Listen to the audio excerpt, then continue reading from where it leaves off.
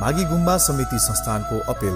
नेपालकै दोस्रो बौद्ध स्तूपा रौतहट जिल्लाको चन्द्रपुर नगरपालिका वडा नम्बर 3 को गैंडाटारमा निर्माण कार्य भइरहेको छ। 2072 साल माघ 5 गते विधिवत रूपमा निर्माण कार्य सुरु गरेको 132 फिट उचाइ रहेको नेपालकै दोस्रो बौद्ध स्तूपा हो। धर्ममा आस्था राख्ने सम्पूर्ण भक्तजनहरूमा निर्माण सम्पन्न गर्नको निमित्त आफ्नो इच्छा अनुसार आर्थिक सहयोग गर्नुहुन हार्दिक अपील गर्दछौं। निर्माण सम्पन्नका लागि आर्थिक सहयोग सिटिजन बैंक बारा जिल्ला पथलैया शाखा। जम्मा गर्ने बैंक खाताको नाम मागी गुम्बा समिति संस्था, खाता नम्बर 02500000034 CA। शिलालेखमा नाम लेखाउनको लागि प्रति व्यक्ति रु 1 लाख मात्र, प्रतिष्ठानको हकमा रु 2 लाख मात्र।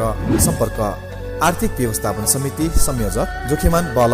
सम्पर्क नम्बर 9841778517। लाल बहादुर दोङ सदस्य। सम्पर्क नम्बर 9845660370।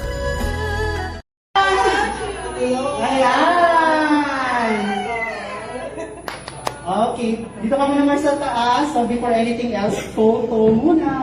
Ayan.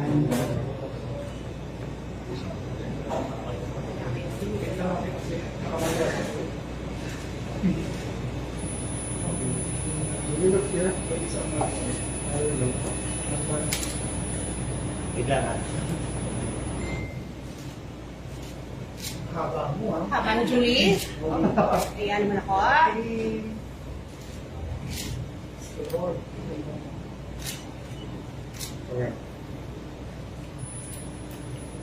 Nakatingin mo.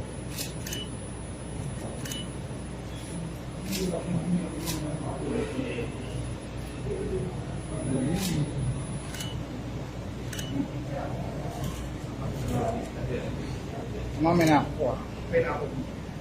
Congrats! Yes.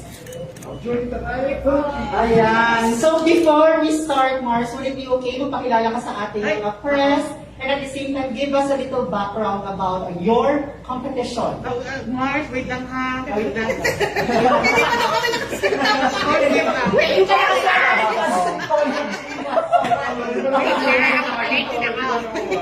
Possibly sa pageantology. Sayang kasi momentum. Go! Hi everyone, I'm Julie Tarayo and I will be representing the Philippines in Miss Multiverse 2021 in Dominican Republic. So I will be going there. Actually, tomorrow is my flight. Tomorrow night. Oh, tomorrow na agad? But the activities will start December 1 to 21. So it's gonna be a 3 weeks competition, but it's a different pageant. It's not a typical pageant because there will be challenges, IQ test, business skills test, debate, physical test. So it's not the typical beauty pageant that we all know. So it's going to be challenging, especially for me. And I'm carrying the Philippines. We all know the Philippines is the biggest pageant community, I would say. So I'm happy and a bit pressured actually. So yeah, but I'm excited and thank you all for coming tonight. I really appreciate your support and thank you so much, Mars, for making this event successful. I would say it's very successful as of now. So thank you so much. Welcome. Pero Mars, ang tanong kasi ng marami, paano ka naging representative o paano ka na-appoint with your title right now as the Philippine representative in Multiverse 2021? So yeah, Tito Hardzic, I guess everyone knows Tito Hardzic. So he'd been telling me to like join international pageant and represent the Philippines for a while now. Hello. So yeah, Tito Hardzic had been telling me to like join or represent the Philippines since he thinks that I have the potential, and I really appreciate that he sees that in me. And so he actually connected me to the organization, and then the organization contacted me and asked me if I'm willing to represent the Philippines. So we had like a call, like on-call casting call, and then they asked me like and interviewed me by phone only. So, and then they decided that I'm qualified to be the representative of the Philippines for Miss Multiverse. So, I'm really happy and I'm glad that they've chosen me. to represent the Philippines, and I'm really just so excited about this journey and experience, once in a lifetime experience. So, Mars. Thank you. So, start tayo sa media question. Mag-start tayo kay Ken. You can sit, Mars, ha? Ayan. Pwede ba ako ba? Ayan. Hi Julie, thank Hi you for po. being one of the most approachable in the Philippines kasi nag-message ko rin namin sa IG, nakikita ko eh. So my question is, sunod-sunod ang panalo ng Pilipinas sa international pageant. Do you feel any pressure right now? Yes, super. I actually been telling Mars or friends that I'm so pressured because the Philippines have been winning the past few pageants, you know. So it's really like a pressure for me to be carrying the Philippines. And you know, a lot of Filipinos are so fond of pageants, and I'm a bit pressured. But I would say I'm more happier than pressured to represent the Philippines.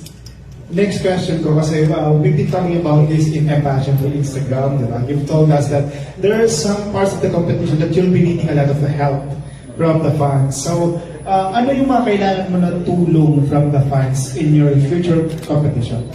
Of course, needing their help in social media. And there's a challenge in Miss Multiverse right now. They just announced a few days ago that there will be like a charity challenge where all of the candidates will have their own like unique code. So there will be like a fundraising, and there's a unique code corresponding to the candidate. So I would be needing the help of our Filipino people so that I would be able to automatically be top of the part of the top 10. So once you win that particular challenge, you're automatically part of the top 10. So that would be a great help for me. Yeah, maraming salamat Julie. Good luck and yeah, we'll rally behind you. Yes, thank you. Hi, Julie. Hello po. I'm Ash from Pageantology 101. Nice to finally meet you.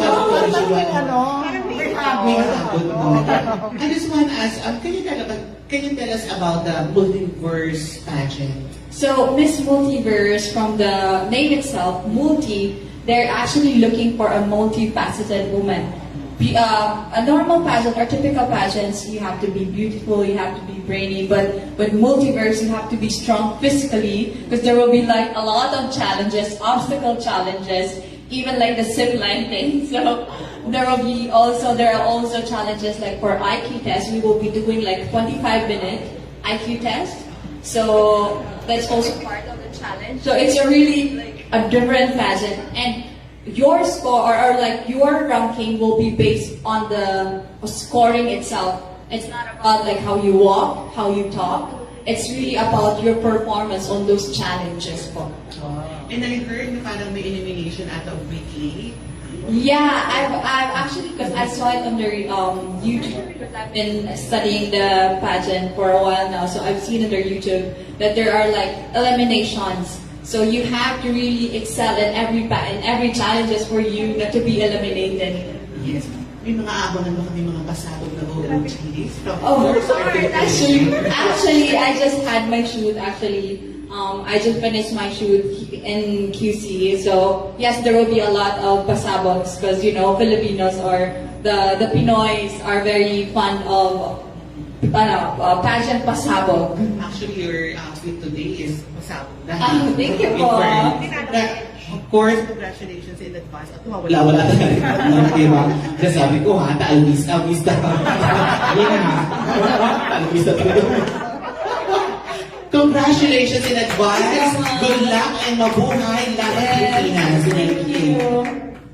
Hi, Julie! May CSS. Alright. Hi. Vista. Alright. Hi, Julie. This is Jay from Pageant Trend. Alright. My question for you is, when did you decide to accept the opportunity or this, this pageant to represent the Philippines? So yes, I actually I had my casting call first week of October, and I had to wait almost 4 weeks because they had to like decide and they had to see if I'm qualified, and the producer also had something to say about that. So I had to wait almost 4 weeks for me to know that I have been appointed. That's why I was so pressured also because I actually just worked on my visa, and I'm so happy that I was approved. So yes, tuloy na. That's why I was hesitant to do the press con because I don't know, like, you know, I'll never know what will happen about my visa. So finally, I just got approved last Friday, so I'm so happy. That's why I told Mars, we can finally do it. Alright, did you also research that pageant na legit naman siya, no? I understand and I really understand your concern. And yes, it is legit. It's been running since 2012. There were actually Filipinas who had been actually also appointed in the prior years. But I think there has like some incidents about the visa or like their papers. That's why they weren't able to compete. So I'm so lucky to be the first Filipina to represent the Philippines in Miss Multiverse in Punta Cana, Dominican Republic. Last question to sa'yo. If you are going to rate yourself in percentage from 1% to 100%, where are you when it comes to your preparation for this pageant? When it comes to my preparation, I would say 90%.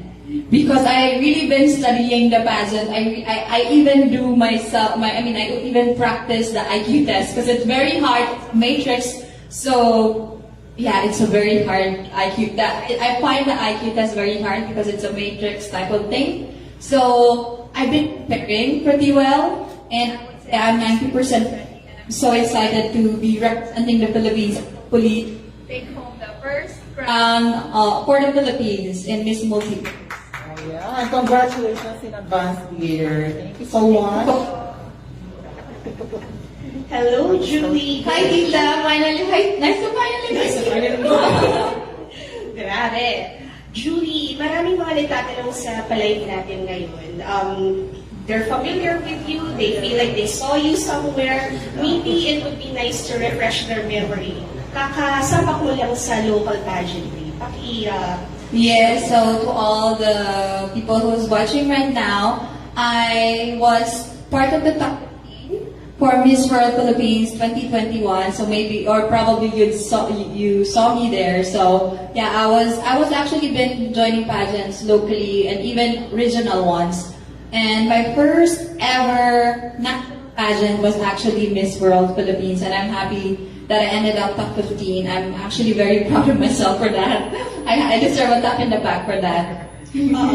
Actually, sa Miss World Philippines ka namin napansin, particularly yung pasarela mo.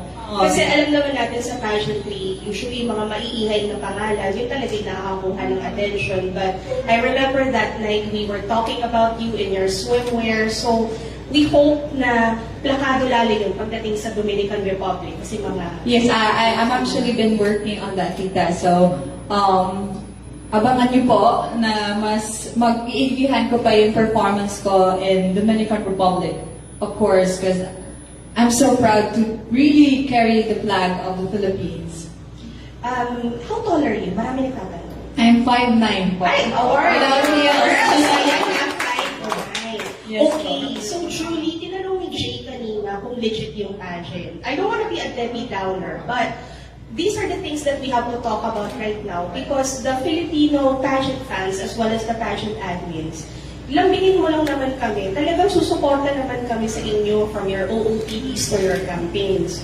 So the last time kasi meron din tayong sinabak, kailan lang, full support din ng Filipino pageant fans. And nakita natin parang nag-discarril yun right before our eyes. Sa'yo, knowing na you've been studying this pageant, even the people behind this organization is connected to the pageant I was referring to the other time. Ano yung mga prepare mo sa sarili mo na just in case may mangyari? Is it something na talagang sinama mo pa dun sa regular na curriculum mo ng pageant training?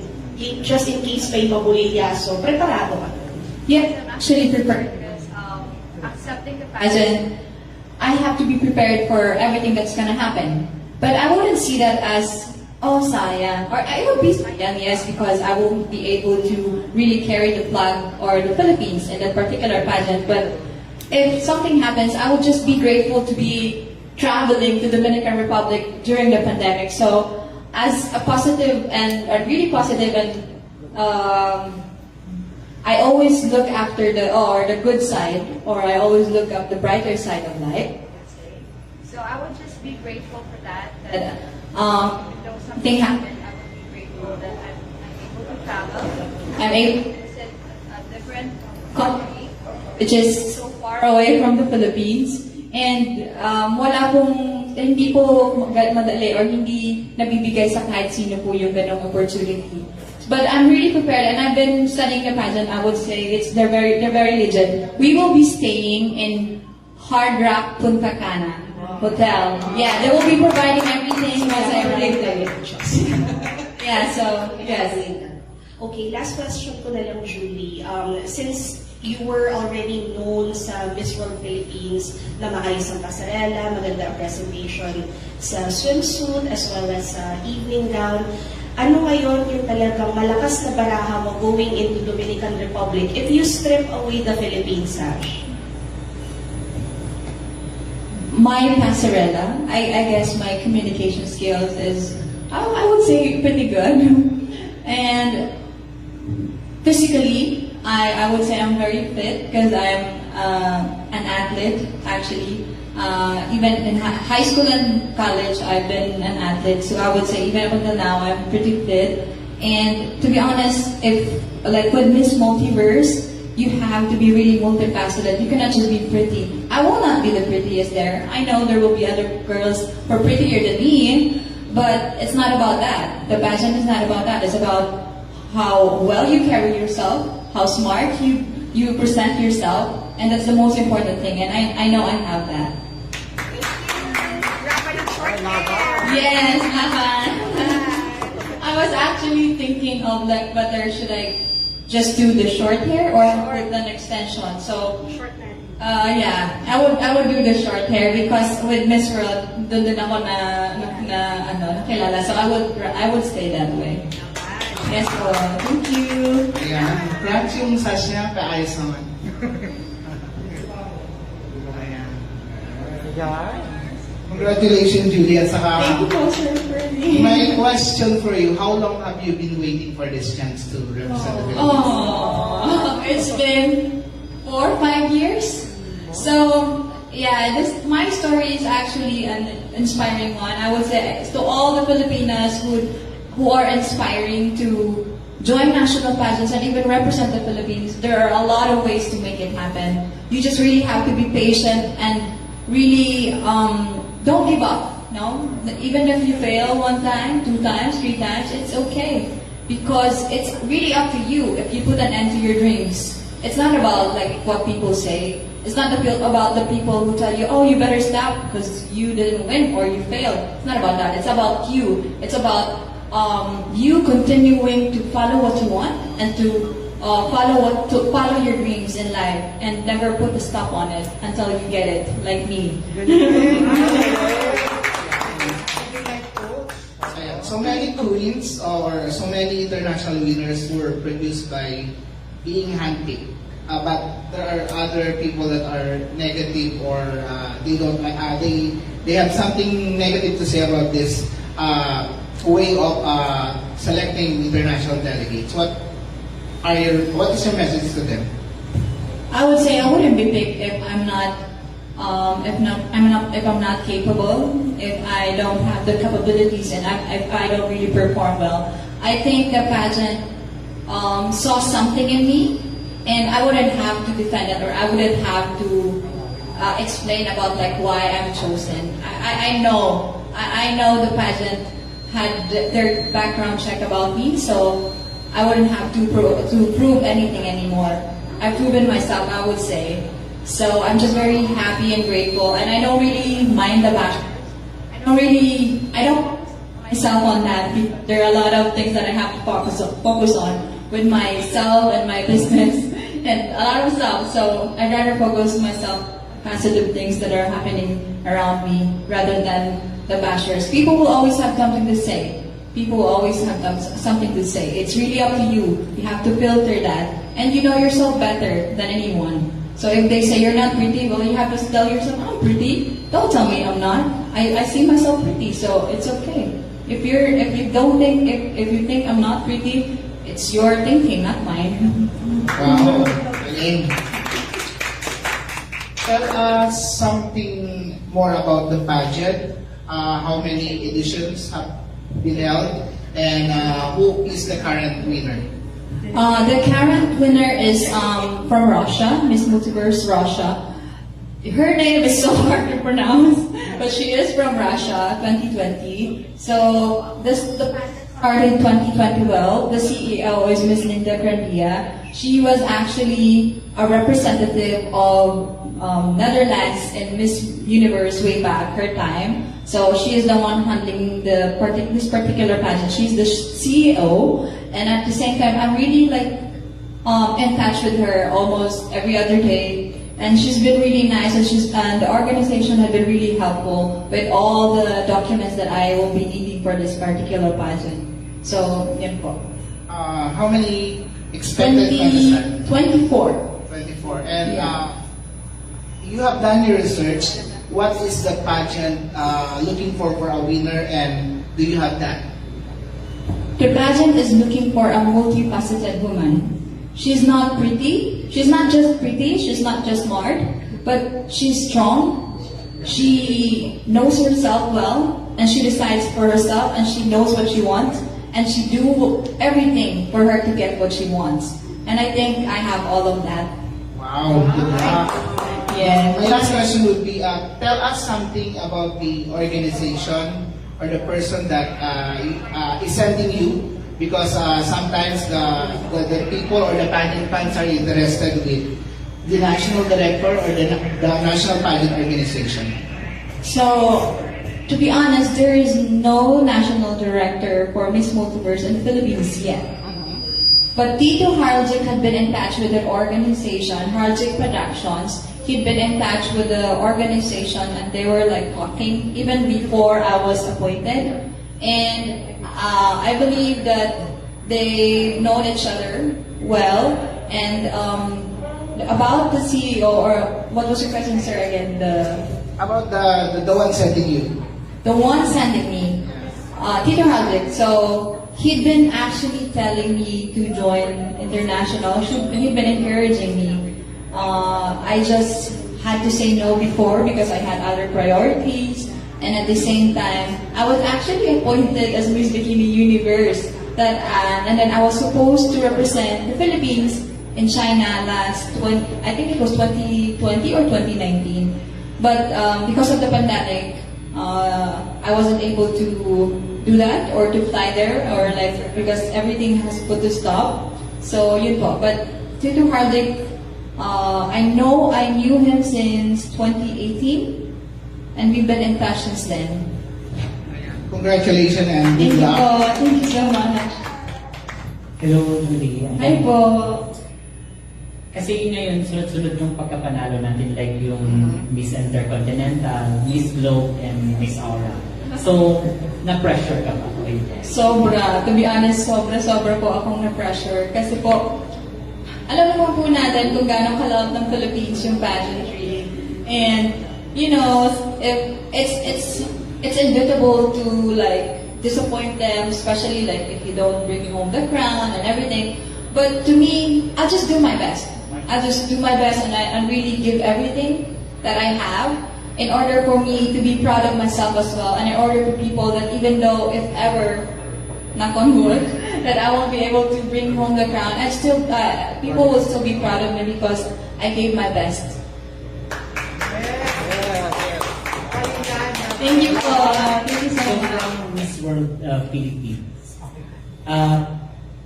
sino si Julie noon compare sa ngayon? With Miss Multiverse and Miss World, or before pa Miss World? Before Miss World Philippines, compare sa Julie ngayon. So, si Julie, before Miss World Philippines, since she was young, she was a boyish type of girl. She's always one of the boys, and she's always surrounded with, she's always surrounded with her friends who are typical guys. So, but I'm not lesbian. I'm not. I have a boyfriend. But I love the LGBTQ community. I love you guys. I just feel comfortable when I'm with my guy friends because they are so protective of me and I feel like a princess with them. So, yun po, that was the Julie before. She's boyish. She's not really into like makeup. She's not into like dressing up. But when I came here in Manila and started to train for national pageants, I started to like look after myself, started to do my hair, my makeup, and I started to dress up, and eventually I learned to present myself better in front of a lot of people, and especially even just like going to groceries, sometimes I would dress up, especially yung pandemic. Because ay, namimiss ko nang mag-dress or pumunta po ako sa grocery nakahiso, naka-dress. Kasi sabi ko, namimiss ko na talaga ako. So, may bag pa ako, ano pa yung bag ko. So, yun po, yun si Julie before. But now, she's prepared, she's matured so much, and she learned things that she applied, and she never gave up on her dreams. That's why she's here, representing the Philippines for Miss Multiverse 2021. Yeah. Thank you po. Thank you so much. May nakakashika ka na ng mga co-candidates mo. Meron po si Miss Multiverse Iceland. Iceland. Hindi siya puro mga Latina. Pag Dominican Republic, di ba, mostly? Opo, actually marami pong So, marami. Pero may Iceland naman, may America. Meron din China, I think. Iceland. Pero, oo. No. Sige. And then, Sige. I think, Southeast Asia, I think Philippines lang. Curious ako dun sa no? Paano yung yung elimination kung may mga IQ test? Ano yung, for example, ito yung pinakamababang score dun sa mismong test, eliminated na yung gano'n? No, hindi naman po. naman. I think there are like sets of challenges na pag siguro in those, for example, there are 3 or 4 challenges and then yung set of challenges na yun, you didn't perform well. So it's And like, then if the organization would see that you're not really interested to winning or not, you're not really eager to get the crown. If you're just like there but you're Lilo, like, it's okay. ganyan mo, ano ko yung Opo. yung mga Einstein din sa pagtutulog ka. Lalaban tayo. Photo ni Albert Einstein yung nasa una. Yung Multiverse, I heard na parang TV show, right? Yes, it's a TV reality pageant. So, kung reality show siya, it's like parang TV, di ba? So, Yung setup. ang setup po ng pageant is a reality show. So, i-air po siya actually July next year in a European television. Oh, Opo. so hindi pa namin malalaman yung magiging... Actually, I'm gonna ask the organization if they can do the live, Facebook Live, even just Facebook Live or YouTube Live, just for the coronation. Just for the Just to coronation. sum up na lang siguro the I pageant. see. Pero yung mismong TV show, yung program na to, i-air siya pa next year. Sa European TV, July. At European TV. Pero malalaman naman namin kaagad Yes po, opo, malalaman naman. This December. Yung Galing airing no, na. nakakatuwa. Nakaka-figure siya yung mga Nuestra Belleza, oo, yung mga ganon. Ang galing no, yung mga IQ test, no? Opo. Yung Alam mo, parang bibigyan siya Oo. kasi like after challenges siguro, like and then like at the end of the day parang you have to tell like in front of the camera what you feel. Oh, like miss this and that. Like I'm so tired, like this and that. Like you have to tell your story. Parang what you experience on their particular day. Dapat you have to be honest lang daw. Last question about doon sa competition. No? Pero doon sa mismong finals na, it's a typical pageant show na Yes may po. mga Q&A and Yes po. Typical na siya on the pageant night. So doon sa mismong final night, ilang kayong matitira kaya? 10. So, So, hindi siya doon na lang po talaga sa finals night is 10 candidates na lang. So lahat yun, part of the top 10 na. May mga sash na din yun. Top 9th runner-up, 8th runner-up. Kaya nakaka-curious siya. Ilalive ba yan sa Facebook page? Hopefully po. Sa- For sure, they would accept or they would agree naman to live because, you know, of course, the Filipinos are very fond of pageants. I hope po. Kakausapin ko po si Miss Linda. Last night, Lana. Parang, ang galing mo, no? Ilan taong ka? I'm 25. Oh, 25 lang pala. Pwede ka natin sa ano? Binibili Pilipinas or Miss Philippines. No, kasi akala ko kasi. Oo. Congratulations ulit. Good luck. Ang galing-galing mo. I'm so happy for you. And before we proceed, I'd just like to take this opportunity to acknowledge our representative in Mr. Grand, si Michael Bird. Ayan, paano? Kababayan din ni Mars Julie. Ayan, and also si Mama Shandy. Ayan.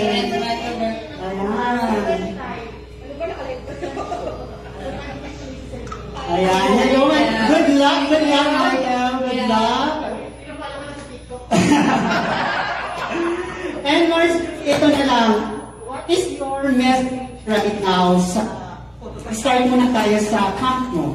Ano yung message mo, especially kay Tito Rog? Actually, I told Tito Rog that I will be having the press con, packing press con here, and maybe nag-visit si Tito today, or like, I think he went to, did he go to, Baby?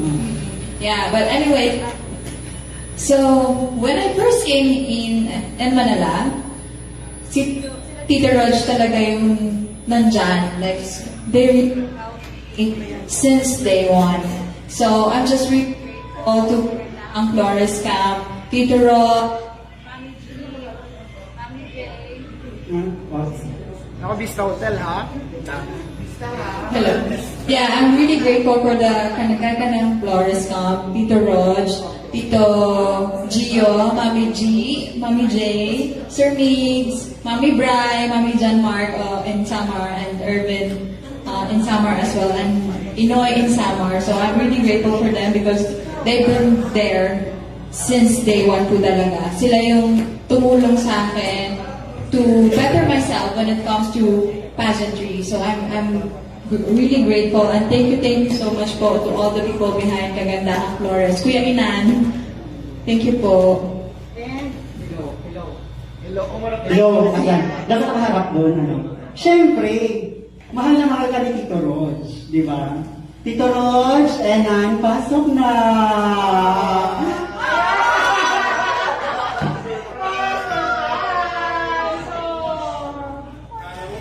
Alam mo wala? Si Tito po talaga yung nag-accept sa akin when I first came in dito sa Manila. Sila po talaga yung nakakita ng potential in me. So, they really trained me. And then, even up until now, kahit hindi naman masyado ako nakakapunta ng supported ko po. Dream come true po talaga for me to represent the Philippines. And Tito Rog, the Kagandahan Flor, is one of the instruments, or they're very supportive of me. So, maraming salamat po, Tito. I wouldn't be the Julie I am now had it not for the Kagandahan Flores and had it not for Tito Rog. So, thank you so much, Tito. Thank you so much. Tito Rog, what is your message? Siyempre, I wish you luck sa Miss Multiverse mo na competition. And sobrang galing niya sa training, lalo sa pasarela, projection and everything. Kaya pinilit ko siya talaga mag-national ulit. Kasi nag-concentrate siya sa work for some time after training so hard. Nag-concentrate siya sa work. Sabi ko, no Julie, you shouldn't stop. Dapat sumali ka. Yun na nga yung Si Miss Tito po World. nang pilit sa akin na sumali ng Miss World. Pinilit ko siya talaga sumali ng Miss World. And then sa Miss World, napansin siya talaga kasi talaga naman magaling. Very stunning, magaling talaga maglakad and poses and everything. And here she comes to Miss Multiverse. I'm so happy. Thank you so much, Tito. Thank you po. Actually, text siya ng text kanina, magkatabi lang kami nito. Opo, May nakita message, sabi ko, deadline ko muna. Isa-surprise ko na lang siya. At syempre, ang isa pa rin nagmamahal sa'yo, Enan Paso! Hindi. Thank you. Kala ko hindi pa makakapunta. Thank you so much. Sila po talaga yung nandyan. Natutulong po talaga for me to be who I am now. So to all the girls who have a dream and you don't know who to approach, the Kagandahang Florence are very open to help the aspiring Filipinas who want to compete in the national pageant and also even the international one. So, dyan lang po sila.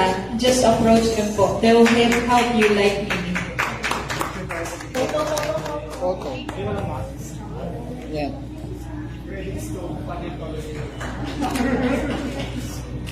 Here, sa center.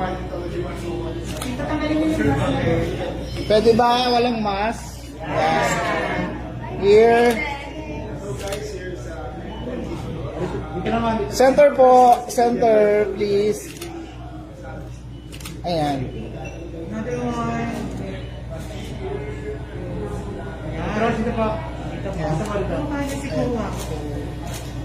Tito Rod, space lang dito. 1, 2, one more. Okay. Thank you po. Thank you so much po. Kuya Iman. Nasa stage ko po. Thank you po sa magpunta po. Maraming salamat po talaga. Thank you so much, of course, Mars, for organizing this event and for approaching me kasi I actually didn't know. I wanted to do the press con, but I didn't know like who to contact. I asked Tito. So, and then suddenly si Mars, he approached me and then, Mars, magpa-press con ka para may support from the social media. So, and from the Philippines, of course. So, yun po, super grateful for you, Mars, for organizing this event. Maraming salamat. And syempre sa mga Of course. Opo, thank you so much po sa mga media friends na maraming salamat po sa pagpunta po dito. I know po busy kayo. So, thank you so much for taking time. And sana po, supportahan niyo pa rin po ako when I fly na to Dominican Republic. Kailan ang finals? 20. 20. December 20. So, December 20. sa atin 21 ba? Tama ba? Kasi, ako lang. Talaga. Bakit?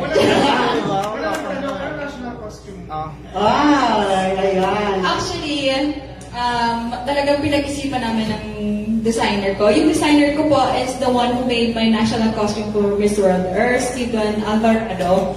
So, gusto ko talaga yung, pwede ko pong sabihin yun? Pwede naman. Actually, gusto ko po talaga yung national costume na jeep. Yung mga jeepney. Kasi syempre, super known tayo for that. So, abangan niyo po yun. Jeepney inspired po yung... Parang nakita ko na. Jeepney inspired po yung national costume ko. Wow. But sexy. Oh my God. Yes. Oh. Yun po. Thank you. Thank you so much po, everyone. Maraming salamat po talaga. And hopefully, to all the people watching, please continue to support me. And of course, all the Filipinas who will be competing in the international pageants. We all need your help. And your help is very important for us. So maraming salamat po ulit. May question pa, last question. At tawag nun, have you tried contacting the Filipino community ng Dominican Republic just to get support? So I had actually I had a lot of things I'm attending actually sa ngayon. Lalo na kakakuha pa lang ng visa ko. So, pero thank you for giving me that idea. I will do that. Sige po. Yeah, para Sige po. I will approach them or I will reach them na. Or the embassy siguro. Much better. Para may support ka doon. Yes, sige po. Yeah. Thank you so much for that suggestion, sir. Yeah. I will do that. Yeah. And once again, let's give it up for our Miss Multiverse Philippines, Julie Terrell! Ayan. But before we end, would it be okay if si Michael may message? Maghi गुम्बा समिति संस्थाको अपिल नेपालकै दोस्रो बौद्ध स्तूपा रौतहट जिल्लाको चन्द्रपुर नगरपालिका वडा नम्बर 3 गैटाटारमा निर्माण भइरहेको छ। 2072 साल माघ 5 गते विधिवत रूपमा निर्माण कार्य सुरु गरिएको 132 फिट उचाइ रहेको नेपालकै दोस्रो बौद्ध स्तूपा आफ्नो इच्छा र गच्छे अनुसार सहयोग गरी निर्माण कार्यलाई पूर्णता दिन धर्ममा आस्था राख्ने सम्पूर्ण आम जनसमुदायमा हार्दिक अपील गर्दछौं। बौद्ध स्तूपा बनाउन बारा जिल्ला पथलैया शाखामा रहेको माघी गुम्बा समिति संस्थाको नाममा सिटिजन बैंकको खाता नम्बर 025000034 CA मा सहयोग रकम जम्मा गर्न सक्नुहुनेछ। सहयोग रकम अनलाइन सेवाबाट पनि जम्मा गर्न सकिनेछ। सहयोगी मित्रहरूले शिलालेखमा नाम लेखाउन चाहनुहुन्छ भने प्रति व्यक्ति रु 1,01,000 रुपैयाँ र प्रतिष्ठानको हकमा रु 2,01,000 रुपैयाँ बुझाउनु पर्नेछ। सम्पर्कको लागि आर्थिक व्यवस्थापन समितिका संयोजक जोखेमान बल, सम्पर्क नम्बर 9841778517। लाल बहादुर डोङ, सदस्य, सम्पर्क नम्बर 9845660370।